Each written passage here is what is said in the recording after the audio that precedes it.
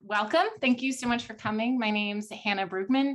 I'm the Director of Programs here at Build It Green, and we are working to connect changemakers across the California ecosystem to advance affordability, equity, and environmental goals. So as part of that, we're really happy to be hosting this event for Affordable Housing Month, put on by Silicon Valley at Home.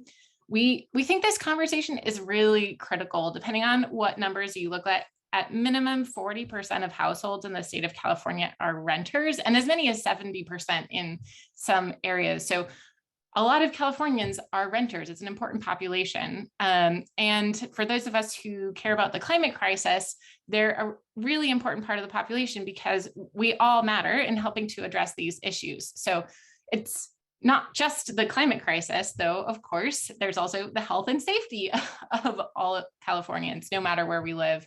And there's some real health impacts related to gas, why electrification is important. So for those who haven't heard, burning gas inside a home, for example, in your kitchen stove, is a major contributor to indoor air quality that's really unhealthy and can increase your risk of asthma or other health impacts. So not only is it a climate issue to help electrify our homes, no matter if we own or rent them, but it's a big health and safety issue as well. So the issue with renters is we don't necessarily have as much agency to change our homes as folks who might own them. So what can we do as individuals and collectively to help empower and enable renters and rental property owners to electrify? Because this is such an important thing to do.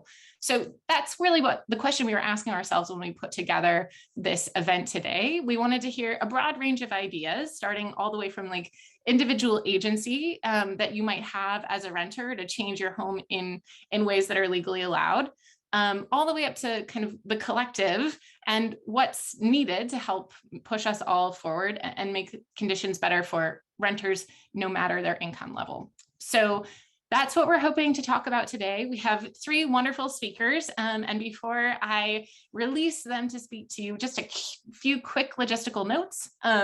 We'll be using our chat pretty actively, so if you haven't already, we'd love to know who you are, where you're joining us from, what organization you work for, if that's relevant, or anything else you'd like to share. Just drop a quick note in chat so we can kind of see who's here, and other people can as well.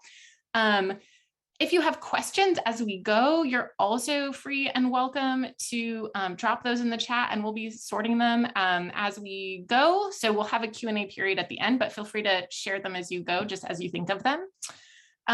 If you need any help, one of our team members on the call today, Laura Isaacson, is available. You can direct message her. We'll also put her email and phone number in the chat so you can reach out if you have any questions.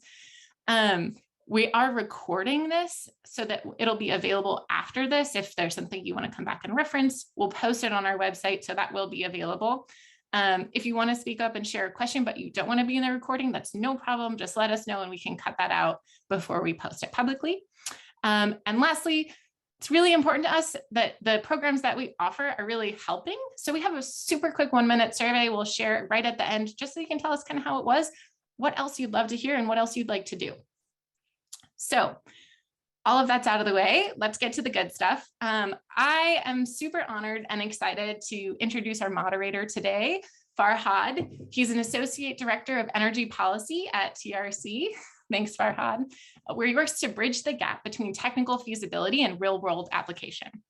A super important part of this work is meeting with diverse people to learn how we can achieve our common energy and climate goals.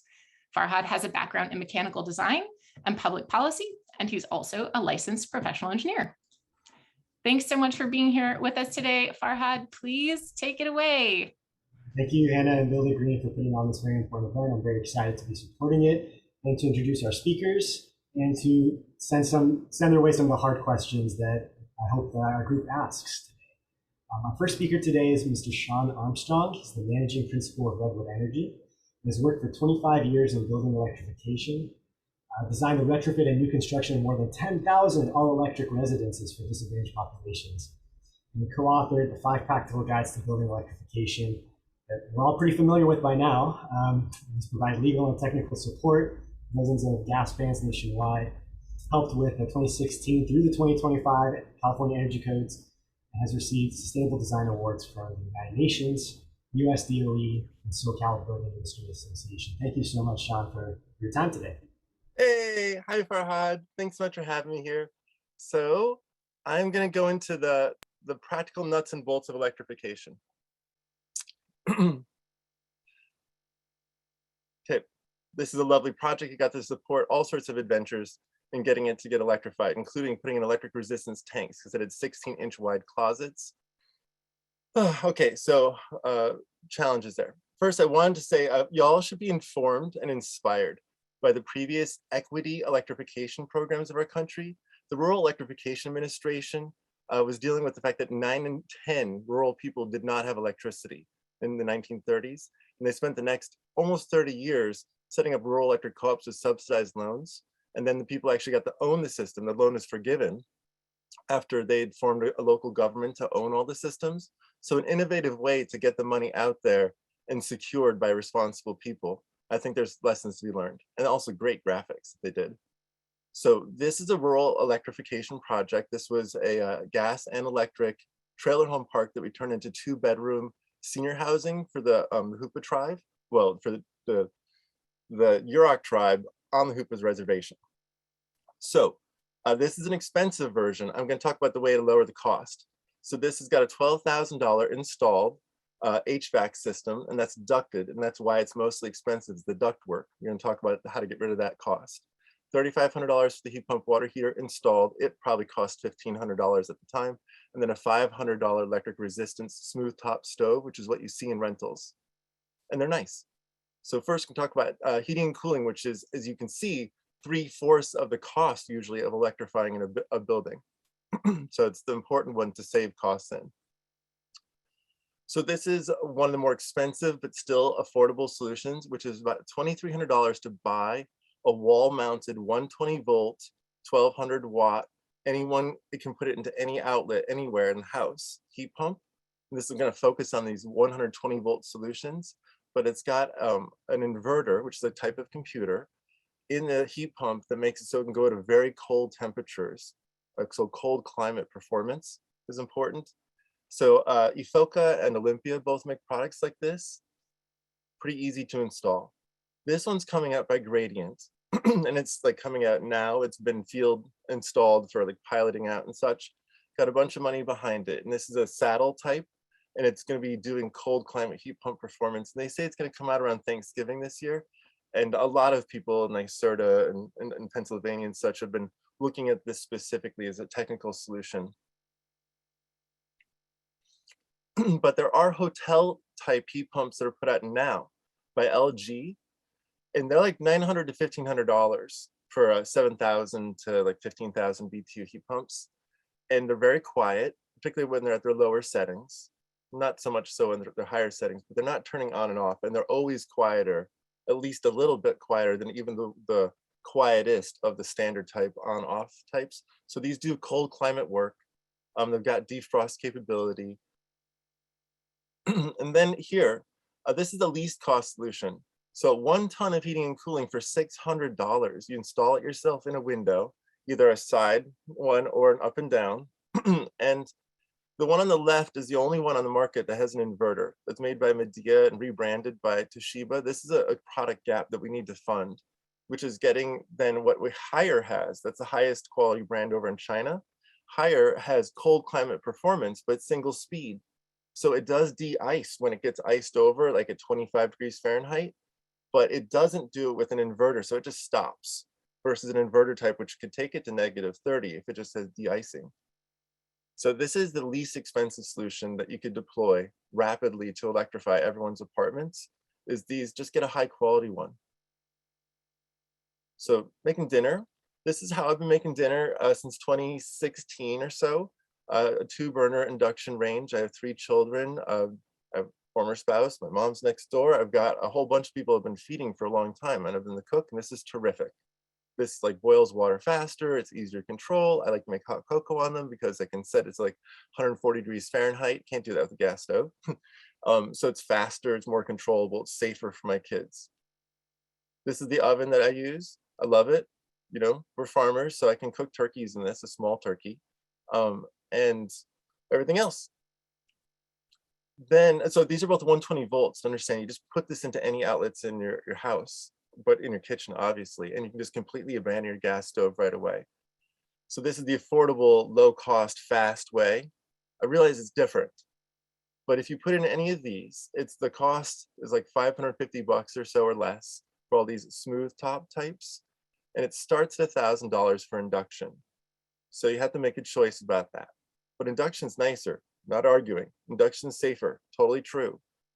But you have a choice between like a $400 package, a maybe with the rewiring you have to do something like $1,000, because probably rewiring is about $500, and essentially another $500 if you're doing either of these options. So it's a big difference.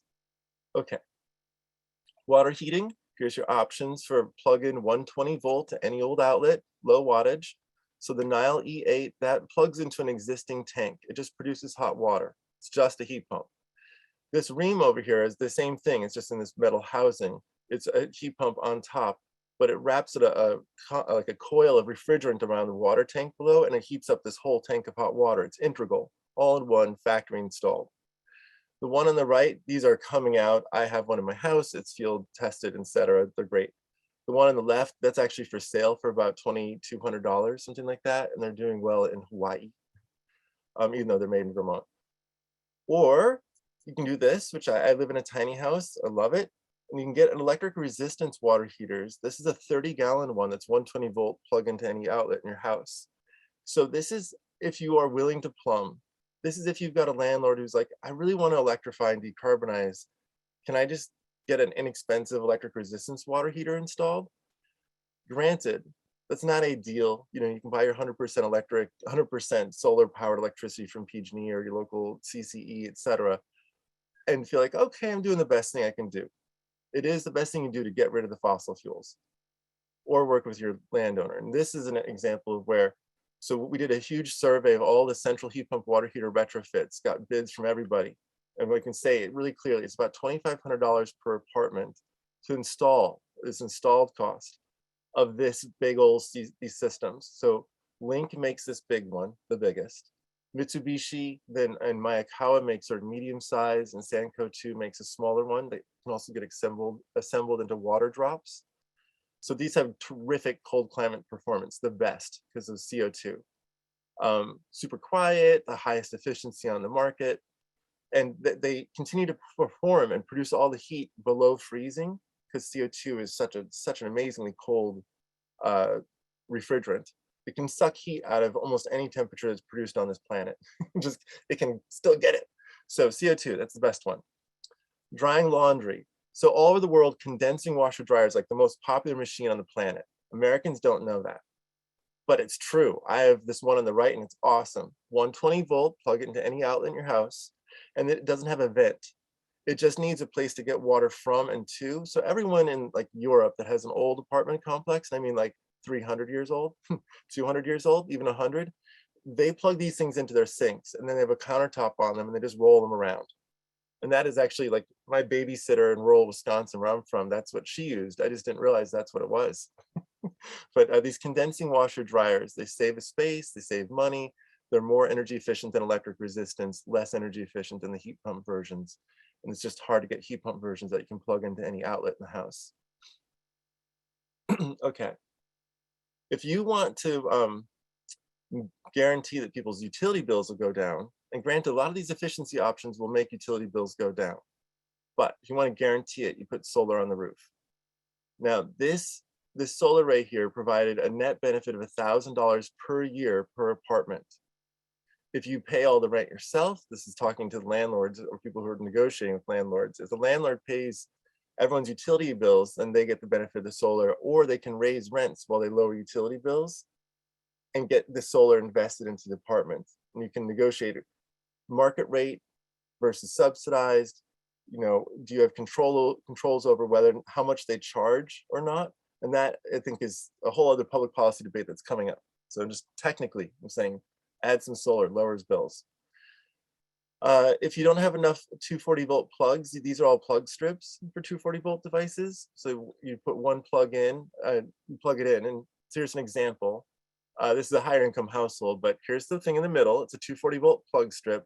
They plug their water heater into one side and their induction stove to the other. Here you see them doing it with their 2 electric vehicles. And they put in this condensing washer dryer because the plug they're using is the old dryer plug, electric resistance dryer plug. So abandon that with the condensing washer dryer, plug in 2 more devices into that existing plug. Hey, Sean, real Yep. quick, you have 2 minutes remaining, please. I'm on it. This is gonna happen. Okay, so here you have the best thing for renters basically, other than solar panels, is to facilitate vehicle to grid charging so they can take advantage of very high rates in the evening. So 4 devices on the floor here, they're all coming out this year, but the F-150 is here now.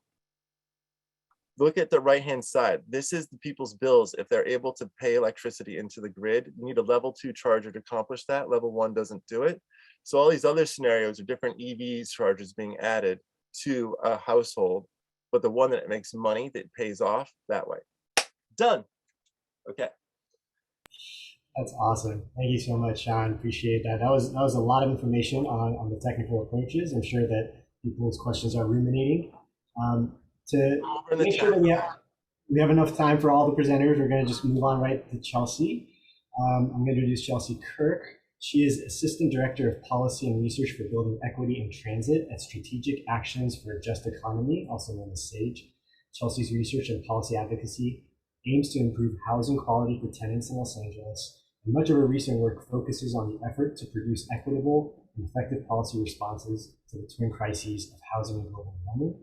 She authored the report Los Angeles Building Decarbonization Tenant Impact and Recommendations, which analyzes the impact greenhouse gas reduction policies may have on the renter population in Los Angeles. Chelsea, thank you so much for sharing your time today. Thank you. Thank you for the introduction, and good afternoon, everyone. It's great to be here.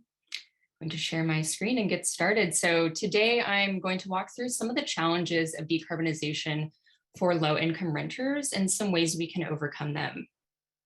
So a little bit more about SAGE, where I work. So SAGE is a membership-based organization in South LA. We focus on tenants' rights, and we serve primarily low-income Latinx tenants in the South LA area that have experienced issues with their landlord. We also do community organizing, and we launch policy campaigns in the city and county of LA. As Farhad said, we did publish a report last year that looked at the impact of building decarbonization on tenants in LA, considering our current housing crisis. We also had the opportunity to conduct focus groups and surveys for LA's Climate Emergency Mobilization Office earlier this year, and we're able to talk to 44 low-income tenants about decarbonization.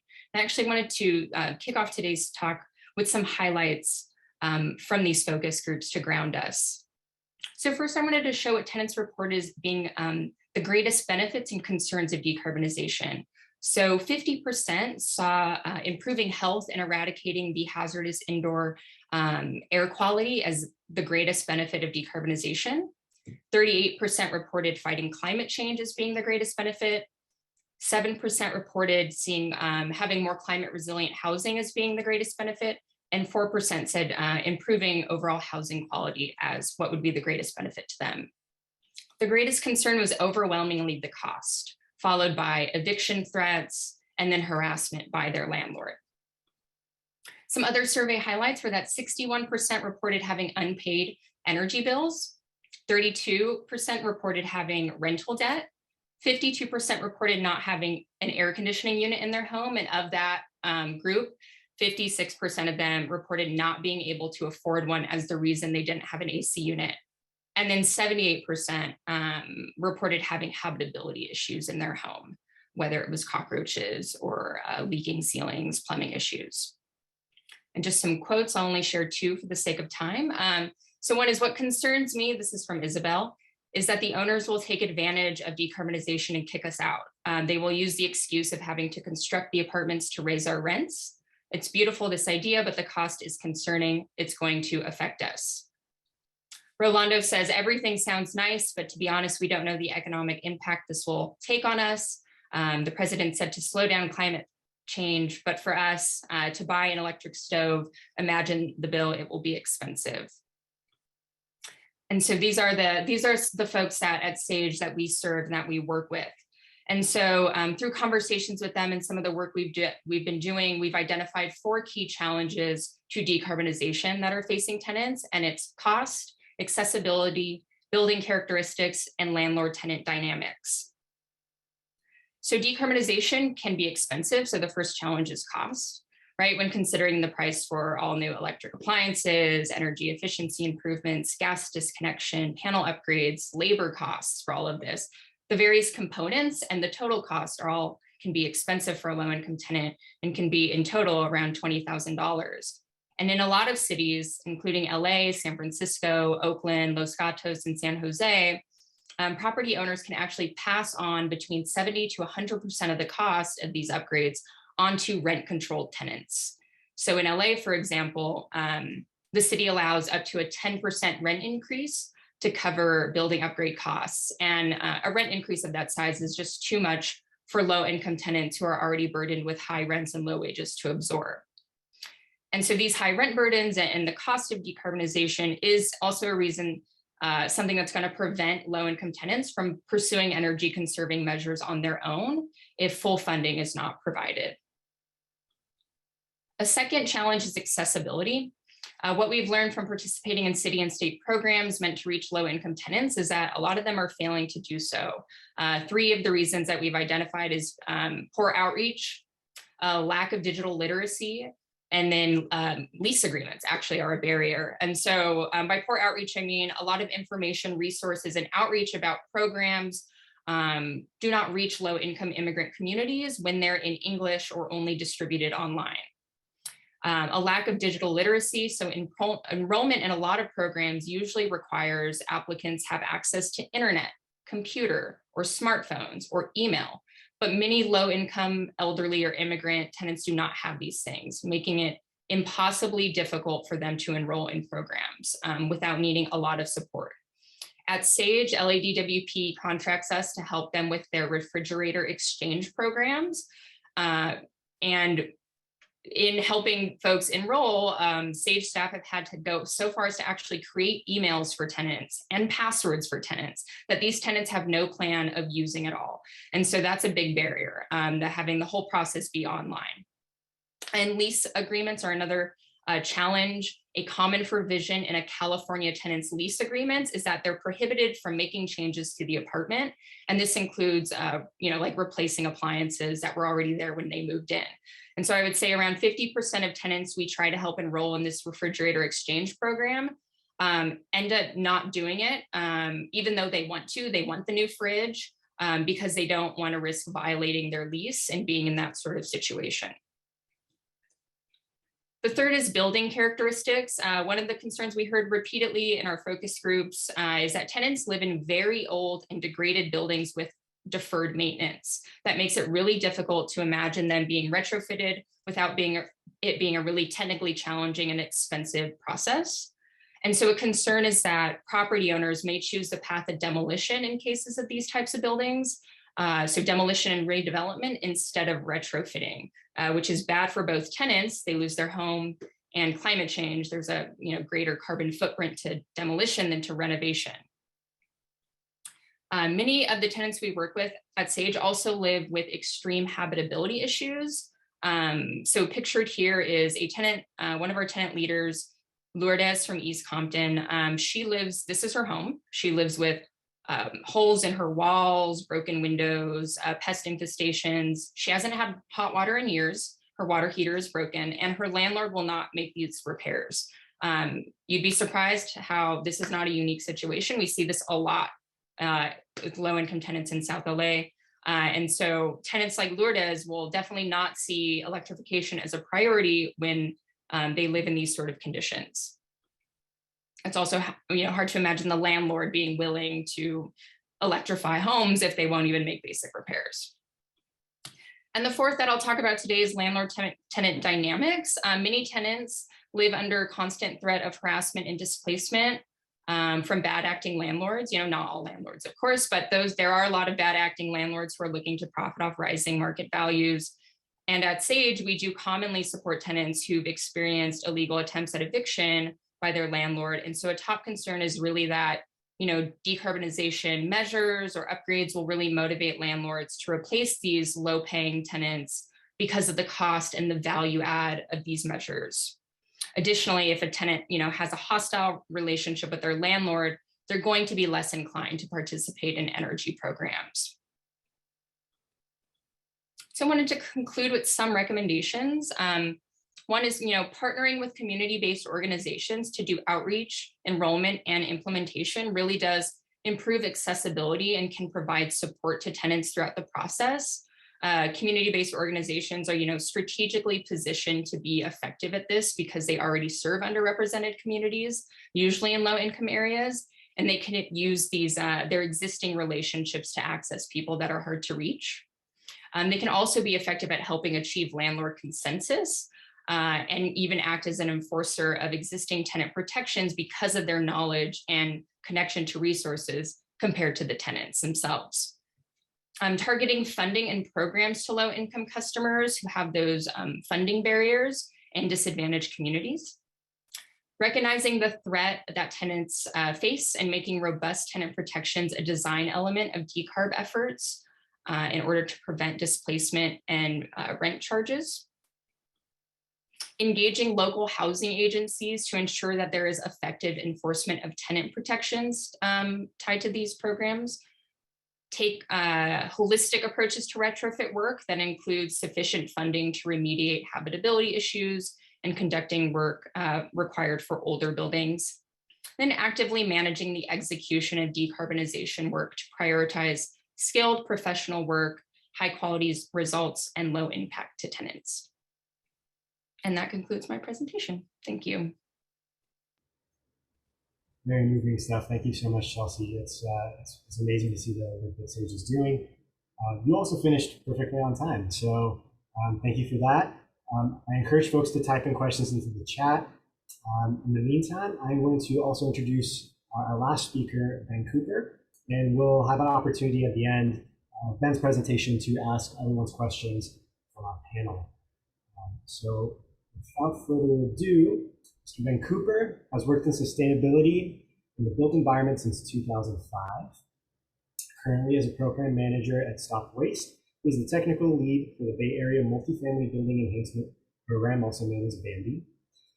He's striving to equitably upgrade existing apartment buildings across the Bay Area by increasing energy efficiency, comfort, and safety while reducing greenhouse gas emissions. He's currently leading 2 pilots to connect with and learn from renters and owners of natural occurring affordable housing, also known as NOAA. Ben, thank you so much for sharing your time today. Thanks, Farhad. Ben Cooper, Program Manager at StopWaste. Really happy to be here with you all. I kept it professional today by not wearing my Warriors jersey, but I am looking forward to watching the game tonight and getting my broom out. Let me get my presentation teed up here. Okay. Can you all see that? Yes, we can. Okay, great. Thank you for having me today. As I mentioned, I'm a program manager at StopWaste, and I help administer the BAMBI, or the Bay Area Multifamily Building Enhancement Program, also known as the BayREN Multifamily Program. A program which is traditionally focused on energy efficiency and electrification upgrades to existing multifamily buildings throughout the Bay Area. Today, I will be talking about what we're doing to engage renters and owners of naturally occurring affordable housing properties to inform redesign of our program. So a little bit of a background on StopWaste. StopWaste is a public agency governed by a board of elected officials from the 14 incorporated cities in Alameda County and the 2 sanitation districts as well. We help Alameda County's businesses, residents, and schools waste less, recycle properly, and use water, energy, and other resources efficiently. The Bay Area Multifamily Building Enhancements Program, also affectionately called BAMBI or BayREN Multifamily, offers cash rebates and no-cost energy consulting from the Association for Energy Affordability, the preeminent experts on energy efficiency and electrification when it comes to upgrading multifamily buildings throughout the state. And we serve multifamily properties over 5 units. And next slide. So a little bit of history on the program. I actually used to work for the city of San Francisco implementing this program back in 2014. So I'm experienced on that side too. But since 2014, the program has given out over $32 million in rebates and upgraded properties that account for over 47,000 units. That's over 590 projects. The thing that stands out to me is this is well over 5% of the existing multifamily building stock throughout the Bay Area, something to really be proud of, something we've been recognized nationally for by ACEEE for exemplary program performance. You know, we have a whole host of measures associated with the program, but some typical ones include attic insulation, LED lighting, Energy Star appliances, and heat pump, HVAC, and water heaters. And while our program has been really successful, I do want to admit that our program's past focus has really been reducing natural gas and electricity usage and has tended towards larger market rate properties often owned by non-local entities. I'll get more into this later. So these are some initiatives that I and some of my colleagues are working on related to helping renters and owners of multifamily buildings to decarbonize. I'm going to be focusing on the first one, but I will be briefly mentioning the others towards the end of my presentation. So what is naturally occurring affordable housing, or NOAA? To be honest, I don't love the term, but it is the term that's most widely used. There are a lot of reasons why properties can be considered NOAA. A history of redlining is one of them. But it is the term that is most widely used. And if anybody knows a better one, please drop it into the chat because I'm all ears. But these are market rate properties where the rents are relatively low compared to the regional housing market, and they tend to be classified as C or D, meaning they are likely 30 years or older. The majority of appliances are original or just very old, and there is significant deferred maintenance, as Chelsea noted in some of the pictures from her presentation. NOAA buildings can generally be viewed as substandard, presenting potential safe, health, and comfort issues and associated with high utility bill costs due to old appliances. They're prone to issues like leaky roofs, leaky windows, and unventilated bathrooms and kitchens, or holes in the wall leading to the outside, as we saw in the earlier photos. And we know there are a lot of NOAA properties throughout the Bay Area, much more than deed restricted affordable, but it needs to be defined at a kind of city or county level for us to get a better handle on just how many numbers of NOAA properties and associated units there are out there. And I do want to mention too that a lot of the reason these properties are not upgraded over time is due to what's called the split incentive issue.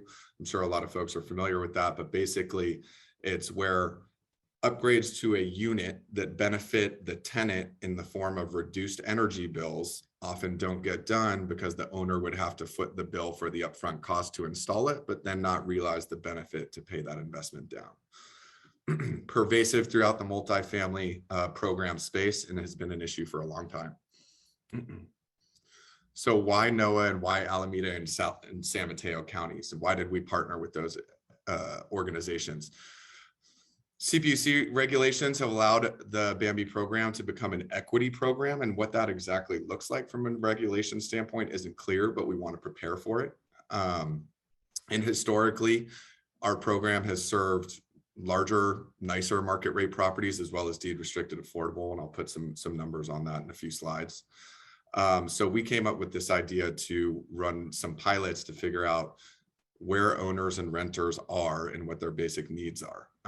And we put some feelers out there and got some energy from Alameda County Planning Department and the San Mateo Office of Sustainability. There's a common purpose for both teams and an acknowledgement that society is not providing adequate stability, health, resilience, community building, and we'd like to enable the Bambi program to proactively address these issues as we transition from a traditional energy program to an equity program that still reduces kWh therms and greenhouse gases, but also takes on these aforementioned issues where regulation allows. We see potential benefits in the form of economic benefits for the local economy in terms of hiring local contractors and working through existing distributors, building capacity of energy efficiency and resilience knowledge in the local economy. There's potential untapped potential to save energy, improve comfort, and improve health of residents through this, and the majority of low-income people live in NOAA properties and not deed restricted affordable. And there's an opportunity to substantially multiply the benefit of EE and electrification upgrades, specifically envelope and electrification measures, by targeting communities with high exposure to air pollutants. So these are some estimated numbers. I want to highlight that. I kind of pulled these from our database earlier this week, but this is a kind of a high level view of program participation in the Bambi program by the number of projects. So you can see 44% market rate, 42% we're defining here as NOAA, but really it's just buildings that are less than 30 units and older than 1978 when the California Energy Code went into effect. It does not take into account anything around income, energy burden, rent burden, which would decrease that number significantly. And then the blue slice there is deed restricted affordable.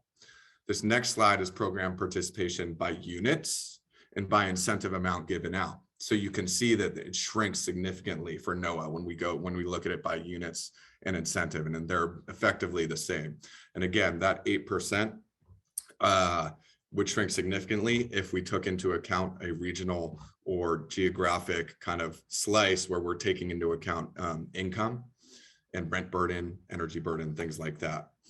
I want to highlight that NOAA property owners and managers are hard to reach, and energy savings are often not a high priority or budgeted for. Our program has been trying to upgrade these types of buildings over a very long period of time, but we've had more success working with larger corporations that own larger properties that have administrative staff that can handle working with rebate programs. So what did our NOAA pilot look like? We had a qualitative portion and a quantitative portion, two-pronged approach. So the qualitative portion, and I should mention that we're right in the middle of these listening sessions right now. So the qualitative portion is listening sessions for renters and owners of NOAA housing in Southern Alameda County and parts of San Mateo County. These meetings have been professionally facilitated by folks, usually community organizers that are well recognized within the communities in which we're pulling the participants from. These participants are compensated with $50 gift cards, and this isn't an extractive process. We want to build an ongoing relationship with these folks and potentially tee up projects at the places where they live. There's a quantitative aspect to this project as well. We're working with folks down at UCLA to build an ArcGIS map that helps us find specific census tracts where we think there are high levels or high density of NOAA housing. We're using American Community Survey data. We're also looking at data from the Urban Displacement Project, and there are levers over here or checkboxes or percentages that you can put in more or less to play around with the tool for your specific area or jurisdiction, county, whatever you want to define, where you can see how that affects the amount of NOAA housing that the map is highlighting. This is not yet publicly available, but we hope to put it out this summer. So differing approaches between Alameda County and San Mateo County. And for Alameda County, the planning department who we worked with on this project, they connected us to the community groups that they'd been working with through years of prior engagement through a tree planting program that they had. So we were able to make those connections immediately. And then what happened was we kept showing up to the events. So we presented on the NOAA pilot that we were trying to implement, but then we started showing up to meetings even when we weren't presenting, to show our faces and to show interest and to listen to what these folks were talking about, even if it didn't relate to the work we were doing directly. For San Mateo, with the Office of Sustainability, they already had 2 trusted and well-versed CBOs under contract.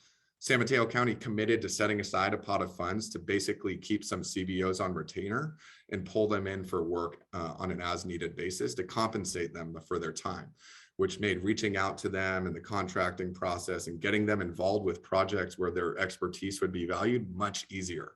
So differing approaches, but the same mission, and we're looking forward to kind of comparing the results. So what questions are we hoping to answer? I know this is a wordy slide. I hate wordy slides, so I'll just try to highlight some stuff for you. The first bullet here is through the map or quantitative, knowing it's regionally specific. The second bullet pairs with another project I'll mention in a bit. And the third and fourth bullets are really the point of the listening sessions. And we're trying to look for, if we're listening to owners and renters, where's there some commonality between the needs and stuff that they're talking about, so that we can focus on those things that have benefits for both. And the fifth bullet is an outcome of connections through Alameda County and San Mateo County of that listening session work. So I think it'll be a definition that we define both through qualitative, but also through quantitative using the map. Another highly wordy slide. I'm not going to go through this in detail. It's really just for you for reference. We spend a lot of time working with the CBOs and with the county partners, developing a really thought-provoking list of questions that's somewhat open-ended to gain responses that give us insight into what owners and renters of NOAA properties are really in need of. So I'm not going to go through these again, but they are a highly curated list of questions where the numbered questions represent a somewhat open-ended question. You know, what do you like about where you live, both building and neighborhood? Describe your current apartment and building. Do you worry about displacement or eviction? How has the pandemic impacted your living situation? These are pretty open-ended questions, but we want folks to respond with the energy of like whatever that question evokes for them. If there are crickets during these listening sessions, there are sub questions that you can refer to. So if you're thinking about any kind of related work to this, please feel free to use this list of questions. Again, it may seem pretty simple, but we spent a lot of time thinking it through. And same for the owner listening session questions here as well. And I should admit that owner groups have been difficult to engage. We haven't gotten any engagement from owner groups in Alameda County. It's been really frustrating. Our partners in San Mateo County have been able to engage owners, and they just hosted a listening session. We're looking forward to getting notes from that, but I don't think this comes as a surprise that owner groups are hard to engage. So if anybody has any experience or helpful hints with that, I'm all ears. Hey Ben, just could you try to wrap it up in about 30 seconds, please? Yep. So just quickly, some other equity-centered initiatives we're working on. Bahai or Bahi, depending on how you want to pronounce that. It's a collaboration with Asthma Start in the Air District to make energy upgrades paired with indoor air quality upgrades. There's a multifamily EV pilot that I'm working on with the Air District to install chargers in existing multifamily buildings and areas with air pollution issues. I'm also working with ACEEE on an energy equity report where we're collaborating with Berkeley local CBOs to produce a toolkit for energy programs in cities to implement energy programs and policies that decarbonize while not displacing renters. That will be available probably in the late summer, early fall. And then there's a report that I worked on that was CEC funded that's highly technical for anyone who's interested in the technical aspects of electrifying multifamily buildings. And there's a link that I put there. So thanks for your attention today, everybody. And I look forward to answering some of your questions.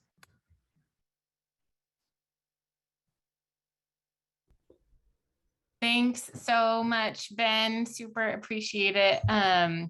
I just want to say a super quick thank you before we jump into the questions to all of the folks who helped pull this event together. I know we covered a lot of information in a lot of different ways. We really wanted to cover the art from what can individuals do who are renters with maybe a little bit more means to electrify right now, all the way through how can we sort of collectively look at programs that are existing or improve those programs. And of the folks whose names are on the screen, not only the panelists, but a lot of other folks we talked to were really helpful in pulling that together. And lastly, we're going to drop a little link, like I said, 1 minute, super quick survey. Really love to hear feedback from you. Was this what you wanted? Was it what you expected? Did you want to learn something else and you didn't get to learn it and we could offer that next time? That would all be wonderful. Okay, Farhad, Q&A, take it away. All right, thank you, Hannah. So I want to encourage everybody to unmute themselves, type questions into the chat. Just if you have a better answer on some of these questions, please feel free to voice it. We can have a forum at this time. The question that Jenny pasted into the chat there, Sean, you did some description on this. What are the lowest hanging fruit policies programs that will enable or require landlords to electrify the appliances their renters are using? Sean, could you just kind of share your initial feedback? But I'd also like to hear some of the recommendations that Chelsea and Ben, maybe some reiteration there, but what are the lowest hanging fruits here from your perspective? I think that the lowest hanging is going after the HVAC system. So that's usually the #1 gas use in a building is HVAC. So those portable roll-around heat pumps that don't require an owner's approval.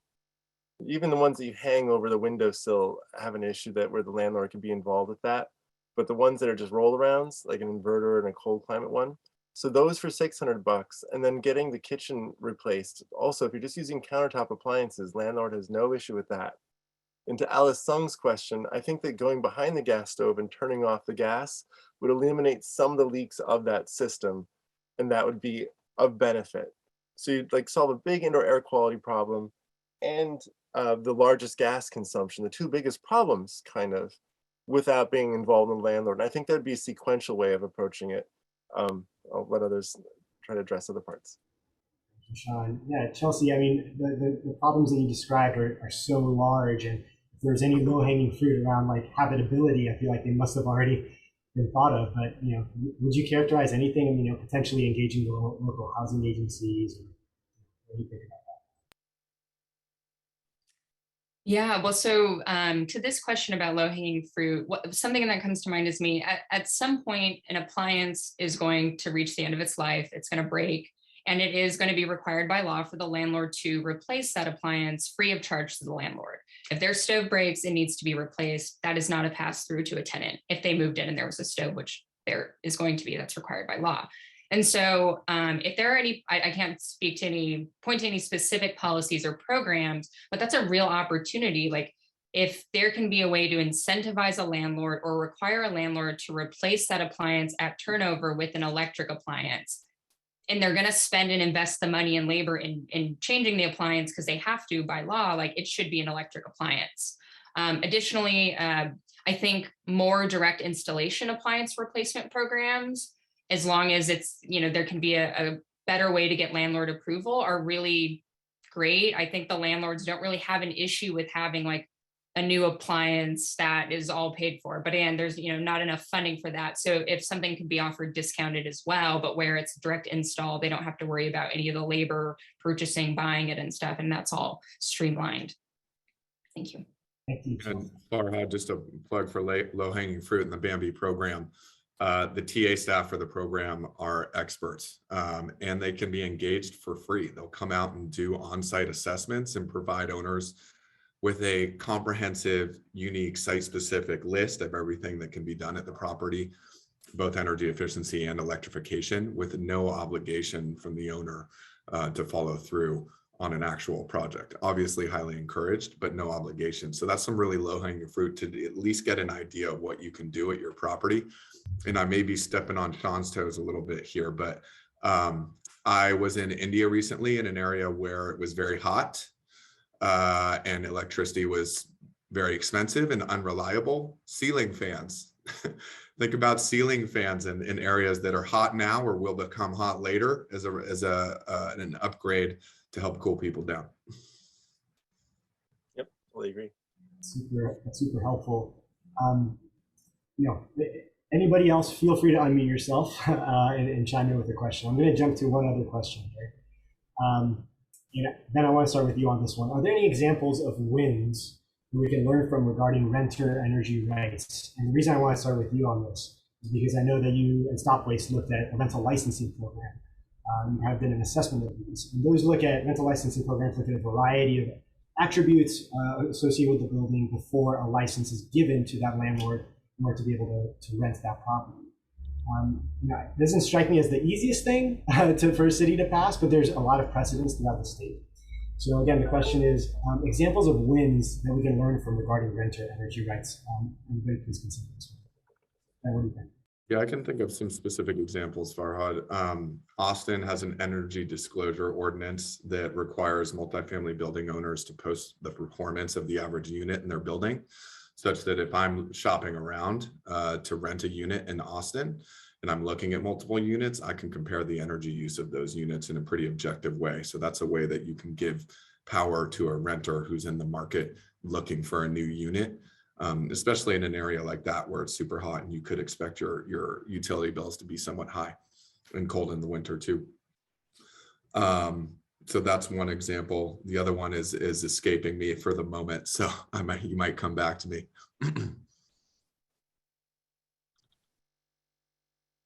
Well, one of the questions I saw in there, I want to make sure I get to is, did you mention passive house or living buildings? And I was focusing on my presentation just purely on electrifying, as opposed to any other efficiency measure like LED lights, or for that matter, envelope leakage. So then, having been on a number of groups where we tried to do retrofits of the envelope, sealing leaks, that's easy. Extra installation's pretty hard, and long whole other sets of presentations, all the different technical strategies for installing more insulation. But that's why we didn't talk about passive house. Oh, and the fire behind me, Joe. This is the least expensive way of electrifying fireplaces. So this is a $1,500 mist-based fireplace, and it's got an ultrasound. This is a theater effect. I used to be in theater. And so here's like the little fiberglass logs, and here's the water tank that you fill up every couple of days. Oh, one-handed, like that, this thing. So if you were trying to provide the ambiance of a fireplace, this is the nicest one. And it can hook up to an electric heater. So I live in a tiny house, and this is like this adorable little fireplace on my table with the presents all around it and things at Christmas time, and the kids get so happy. And I remember the other one, Smart Regs. It's a program over in Boulder. Implemented well over 10 years ago, required multifamily building owners to bring their buildings up to a minimum of energy efficiency. And for the first many years of the program, they provided rebates and incentives that were tiered over time. So they were really high at the start and came down over time. And that program was highly successful. However, I do want to highlight, obviously, it's a very progressive town. There was buy-in from the real estate community, especially because there were incentives associated with it, and there was a whole lot of funding behind it. It's not necessarily realistic for every jurisdiction. Yeah, I think that was part of a multi-million-dollar Department of Energy grant that they received there. So definitely, money helps a lot. So any questions? Anybody want to unmute themselves from the panel? I have one more question kind of lined up here, but I want to open it up if there's anybody, I'm sorry, not from the audience, who'd like to ask a question for the panel. I would like to respond to that initial question if I can really quickly. A win for us, it's not realized yet, but the LA has a climate emergency mobilization office whose mission it is to make sure that any climate policy, such as energy policies or programs coming to LA, prioritize the needs of ESG communities, environmental justice and social justice communities. And as part of this office, what they do is they host what we call climate equity series, where they actually have to go out into the community and get input, which is what the focus groups we conducted were actually for. And through that, through the Climate Emergency Mobilization Office, tenants advocates and EJ advocates were able to get language in the city motion. So right now in LA, the city is looking at decarbonizing, requiring property owners to decarbonize their buildings. And we were actually able to get specific language about the need for tenants' rights and protections in that city motion. And so there's like a real, hopefully, this isn't realized, hopefully that this will be incorporated into the actual ordinance. But we've been given a lot of accessibility to city decision makers because of this office. And that's a big win for us. That's great to hear. Thank you, Chelsea. I wanted to put out there that I work in rental housing. I helped develop it as a consultant, but I've also worked in the development side of it for a number of years. And in my thinking, my approach is that we should be avoiding landlords in any of the things that could trigger them to do rental increases as best we can, which is why I'm focusing on some of these portable, movable solutions. And I want to put it out there for those who maybe this is something to try. All over Eurasia, people use those 2-burner induction ranges. That's like a standard thing to find in an apartment when you move in. So our standards, like we have to do other bigger systems, bigger oven range that would require more money and more involvement by the landlord. My plea is for us to move as fast as humanly possible to do an end run around the landlords and their schemes to raise rents and deploy a whole bunch of heat pumps and induction ranges there. Yeah, so that reminds me that Chula Vista, I think they passed as part of their building performance standards, a clause in the ordinance that said costs must be amortized over a period of 5 years. So that was one interesting way to at least slowly integrate these cost efficiencies. Hey, Farhad, I saw a question come up in the chat that I'd like to address. This came from Leo. Are there any key proposals or ideas for ways to address electrification by expanding tenants' rights, giving tenants rights to upgrade appliances, rights to access efficient heating, or linking electrification to building safety rights? Kind of loosely, or this directly related, but the East Bay Community Law Center is working on something and trying to apply it in Berkeley called the Tenant Opportunity to Purchase Act. And what TOPA does is it prevents displacement by empowering tenants to determine the future of their housing when the owner is ready to sell the property. It does this by creating legal rights to purchase, the right of first offer, the right of first refusal, and the right to assign to a qualified affordable housing developer, and extending the timelines for purchase. So it potentially gives renters in these properties that where a local owner may just be getting out of the property for whatever reason, instead of selling it to some private equity firm based in New York, that gives the tenants times to organize or to work with a local housing developer like Northern Community Land Trust to purchase the building, and then they live there. They have some stake in it, and they can make the upgrades as they see fit collectively. Would you type in the name of that program into the chat, please, Ben? I'm dropping it in right now. Okay. Any closing thoughts? We have just 2 minutes remaining.